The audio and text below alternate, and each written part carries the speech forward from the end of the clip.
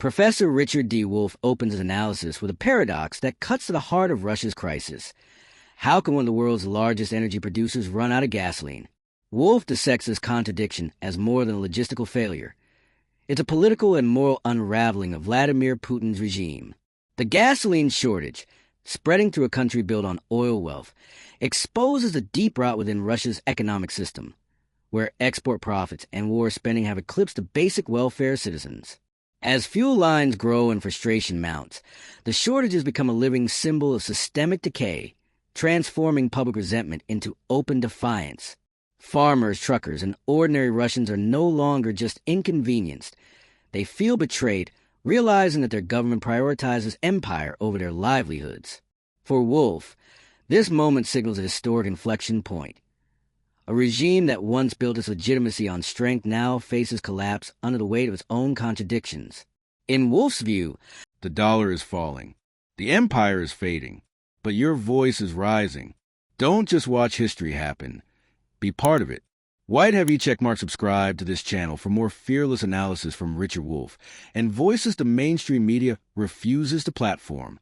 The gasoline crisis encapsulates a broader failure of an economic and political model that sacrifices domestic stability for imperial ambition. It's not the lack of fuel that's bringing Russians into the streets. It's the loss of trust. The Kremlin's decision to export energy while its citizens queue at empty pumps reveals a hierarchy of priorities that undermines the very foundations of power. Wolff draws chilling parallels to previous moments in Russian history, when breadlines and scarcity ignited revolutions, warning that the same dynamic may now be unfolding again. This isn't just about Russia's internal turmoil. It's a cautionary tale for authoritarian regimes worldwide. When leaders trade the needs of their people for the illusions of empire, legitimacy evaporates, and with it, the illusion of control. Gasoline, in Russia of all places. Not just a minor dip in supply. Not a glitch in logistics or a momentary shortage due to weather or maintenance, but a full-blown crisis. In a country that has built its entire geopolitical image on being an energy superpower, people are waiting in line for fuel like it's bread in 1917. And they're not staying silent anymore. This is a kind of collapse that shatters illusions. For years, Vladimir Putin's regime has survived on a carefully constructed narrative, strength, control, and stability. But nothing pierces propaganda like lived reality. When ordinary citizens, farmers, truckers, families, can't get fuel to work, to eat, to live, the state's message doesn't just fail, it detonates. And in those gas lines, something dangerous of Kremlin is happening. People are talking. People are angry. And now, they're demanding something once unthinkable in Putin's Russia, his resignation. Professor Richard Wolff's analysis strips this crisis to its core. This isn't just a supply hiccup. It's a moment of exposure. The gasoline shortage reveals the deep rot in Russia's economic and political systems. It reveals how the Kremlin's obsession with empire, war, and global influence has come at the direct expense of its own people. And it reveals how even the most entrenched authoritarian regime can find itself on the edge when it fails to deliver the basics, like fuel, to its citizens. Russia has long relied on energy exports to prop up its economy and bankroll its political power. Oil and gas are the twin pillars of Putin's global strategy. But in a twist that would be laughable if it weren't so devastating, that same model has now created domestic scarcity. The Kremlin chose to prioritize exports, to generate foreign currency, to fund its war in Ukraine, to maintain leverage abroad, while leaving Russians to ration gasoline at home. The logic is clear. Exports mean money. Money means weapons. Weapons mean empire. But what about the people? The regime's calculus didn't include them. And now it's paying the price. This isn't just about fuel. It's about humiliation. When a farmer in Krasnodar can't harvest because there's no diesel. When families in Siberia can't heat their homes. When entire regions grind to a halt because the energy superpower can't provide energy. Every one of those moments is a betrayal. And Russians know it. They feel it. And they're saying it out loud. This is how legitimacy collapses. Not through coups or invasions, but through gas lines, broken promises, and empty tanks. People accepted hardship for years because they believed in the promise of order, stability in exchange for silence, security in exchange for submission. But now, Even that thin bargain has disintegrated, and the public rage is real. The symbolism of this crisis is inescapable. Fuel is life in a country as vast as Russia.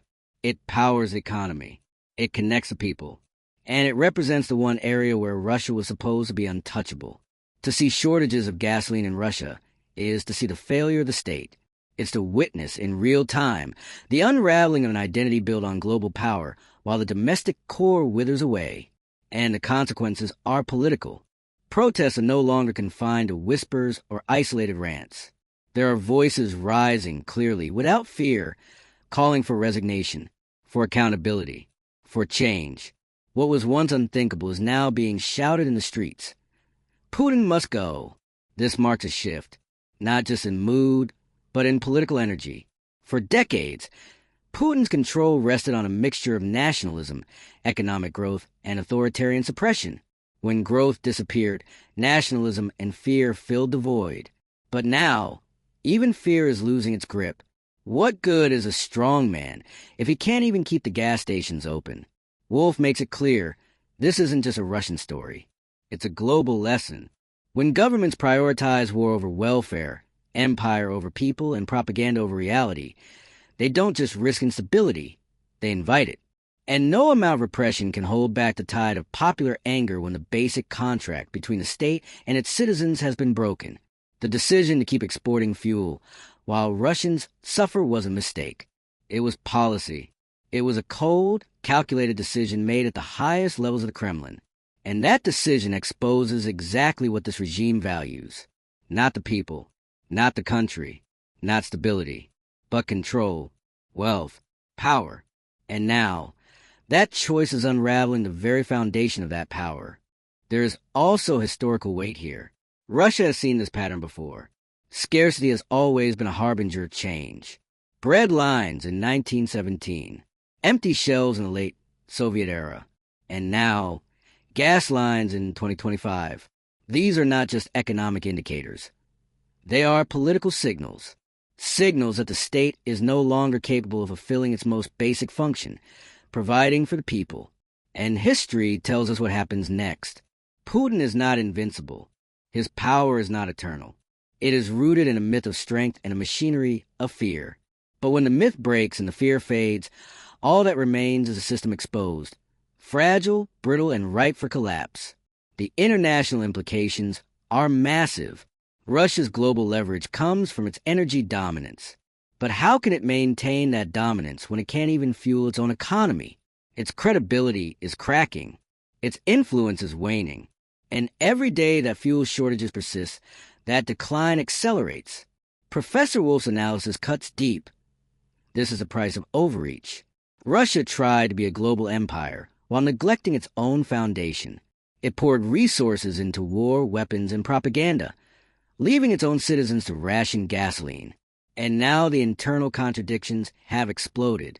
This is not just about Putin. It's a warning to every authoritarian regime that thinks it can survive on image alone. Legitimacy requires delivery. Rhetoric cannot replace resources. And when people's basic needs go unmet, no amount of censorship or spin can hold back the demand for change. The crisis also exposes the brittle nature of Russia's centralized economy. A system where decision-making is concentrated at the top and dissent is crushed cannot adapt. It cannot respond. It cannot recover. So when the pressure builds, as it is now, it doesn't bend. It breaks. And now we are watching it break. In real time, in the gas lines, in the protests, in the growing call for Putin to step down. The unshakable strongman is suddenly looking shaky. The iron grip is showing rust. And the question isn't the regime will face serious destabilization. It's when. For now, the Kremlin will double down. It always does. More repression, more propaganda, more desperate gestures. But the truth is out. The people know what they're experiencing. And once that trust is gone, it's not coming back. This moment is pivotal. It is not about fuel alone. It is about the breaking point of a system that has ignored its people for too long. It is about the consequences of prioritizing image over reality, war over welfare, and exports over citizens. It is about the reality that no regime, no matter how brutal or powerful, can survive when its foundation, public consent, is gone. If this crisis tells us anything, it's that authoritarian power is not permanent. When the people rise, even the strongest regimes can fall.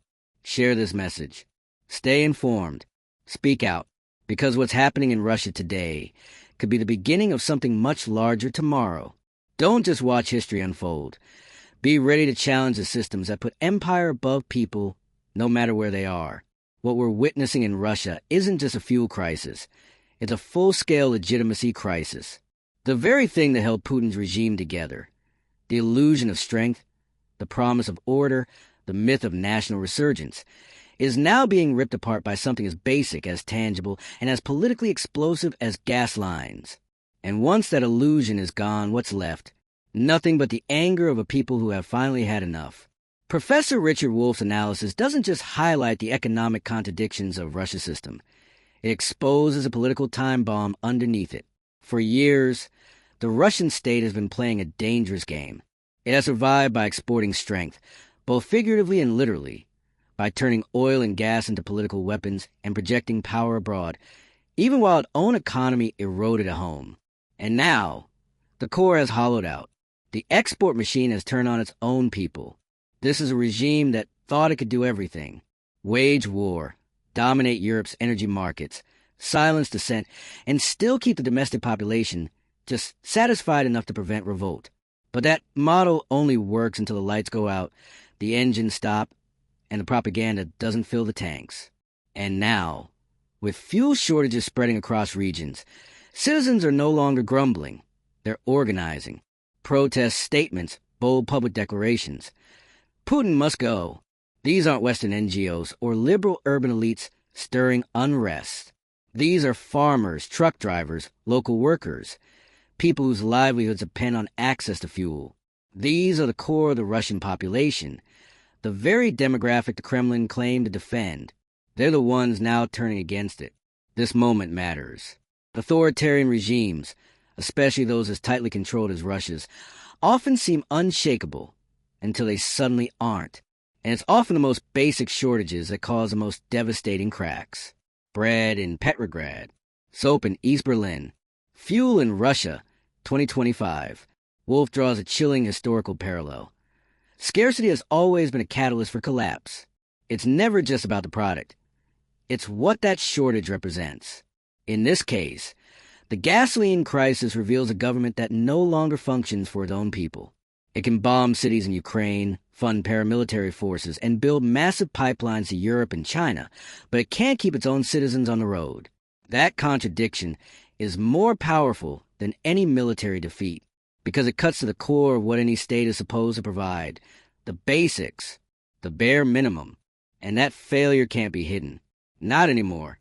The Kremlin can censor the press. It can block websites. It can flood the airwaves with nationalist rhetoric. But it can't erase the fact that people can't get gas. It can't deny the reality of sitting in a line for hours, watching the pumps run dry. It can't spin the truth when parents can't get their kids to school, when small businesses can't operate, when food deliveries are delayed, because there's simply no fuel. That's where propaganda meets its limit, reality.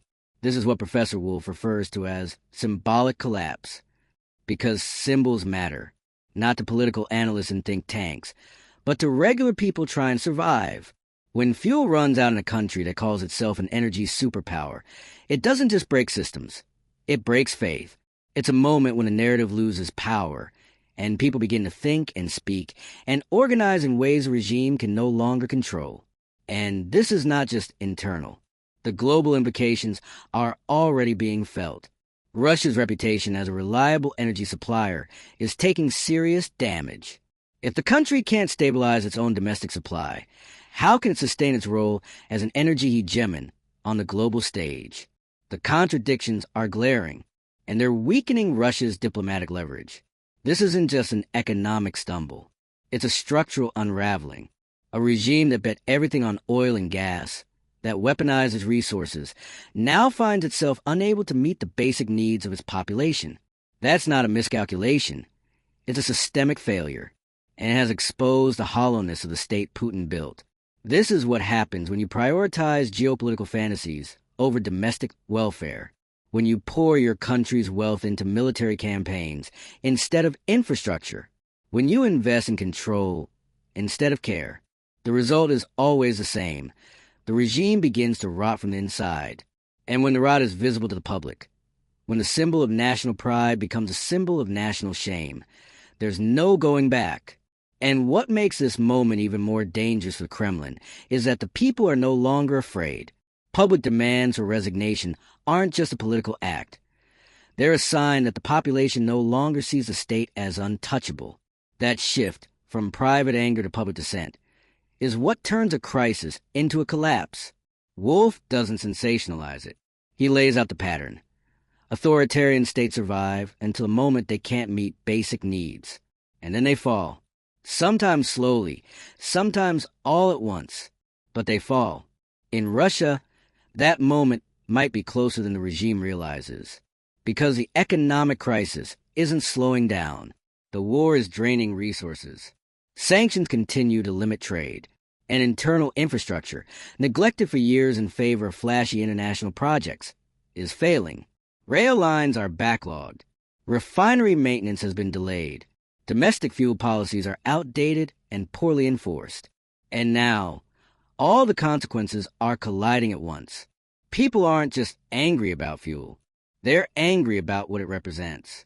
The betrayal, the lies, the years of being told that sacrifice was necessary for greatness, only to end up cold, broke, and out of gas. This is where empires collapse from within, not through invasion, but through negligence, through arrogance, through the assumption that people will always endure just a little more, until they don't. Wolff warns that the next phase could be rapid. It always is. Once faith in leadership collapses, everything else follows. Loyalty among political elites fractures. Regional officials stop towing the line. The military begins to split in its loyalties. And suddenly, the unthinkable becomes possible. This is a regime facing multiple points of failure. And fuel of all things has become the spark. It's not poetic. It's not symbolic for the sake of headlines. It's real. Gasoline is life in Russia's sprawling geography. Its absence means economic paralysis, social instability, and political danger. And there's no easy fix. Ramping up domestic supply would mean slashing exports, something the regime can't afford to do while funding its war effort and trying to stabilize the ruble. But maintaining exports means continuing to deprive the domestic market, something the people will not tolerate indefinitely. It's a lose-lose scenario, and it's one the regime created for itself. There are lessons here that extend far beyond Russia. Authoritarian regimes everywhere should be paying attention. You can silence critics. You can rig elections. You can monopolize media. But you cannot suppress reality. You cannot fake functioning systems. And you cannot rule forever on fear alone. Professor Wolff's analysis is not just a commentary on Russia. It's a warning to every state that confuses repression with stability. Because at the end of the day, power without legitimacy is just delay. And once legitimacy breaks, when the symbols of strength become signs of failure, it's only a matter of time. Russia's gasoline crisis is a rupture in the narrative. It's a moment when the public can finally see the disconnect between the state's promises and their lived experience. And that clarity, that raw, undeniable exposure, changes everything. So here's what comes next. More unrest, more repression, more desperation from a regime that's running out of moves. But also more resistance, more courage, more organizing. The silence that once gripped Russia, the enforced quiet of fear, surveillance, and resignation, is beginning to break. Not through riots or military mutinies, but through something far more dangerous to an authoritarian regime. Everyday people talking. In gas station lines, in markets, in truck stops across the country. The question echoes louder and louder. How did this happen here? Russia, the supposed energy giant of the world, can't keep its own people fueled. The contradiction is no longer theoretical. It's no longer hidden. It's standing in plain sight. And people are done accepting excuses. The regime has run out of room to maneuver. For years, the Kremlin played a game of geopolitical chess, trading domestic well-being for international posturing. They invaded, annexed, sanctioned, retaliated, and all the while they told Russians to endure, that the hardships were patriotic, that the sacrifices would lead to greatness. But now, there is nothing left to sacrifice. The shells are thinner, the wages are weaker, the gas stations are dry. And this time, it's not just Moscow or St. Petersburg feeling the pain. It's the heartland. It's the workers and farmers who once rallied behind Putin's promise of stability. They believed in him because for a time, he delivered predictability. But that illusion has shattered, not because of ideology, but because of something as blunt as not being able to fill your tank. When symbols like gasoline fail, they fail completely.